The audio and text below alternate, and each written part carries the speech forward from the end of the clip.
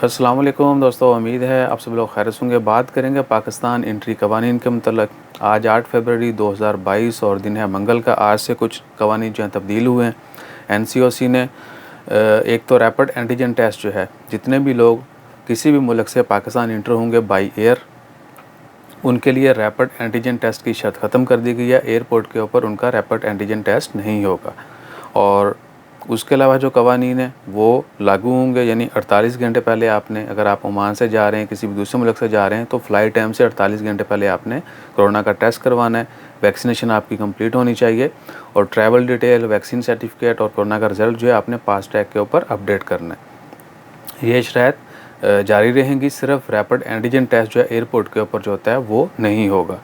और अब आ जाते हैं वो लोग जिनका रैपिड एंटीजन टेस्ट होगा।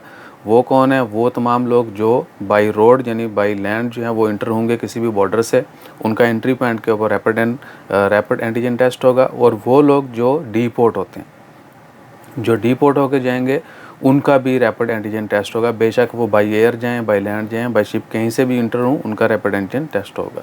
बाकी जो नॉर्मल लोग हैं जो किसी भी एयरपोर्ट से दाखिल होंगे, बाई एयर आएंगे, उनका रैपिड एंटीजन टेस्ट नहीं होगा। और ये भी कि 48 घंटे कोरोना का टेस्ट जो है उसकी लिमिट जो है वो 48 घंटे कर दी गई है। आपने अगर कोरोना का टेस्ट 48 घंटे से ज़्यादा देर पहले करवाया, 50 घंटे या 72 घंटे जिस तरह पहले होता था वो करवाया, तो फिर आपका एयरपोर्ट के ऊपर एंटीजन टेस्ट होगा। तो याद रखिए कि एंट्री के लिए पाकिस्तान अगर आपने जाना है तो कोरोना का टेस्ट जिस भी मुल्क से आपने जाना है वहाँ से फ़्लाइट टाइम से 48 घंटे पहले करवाएं।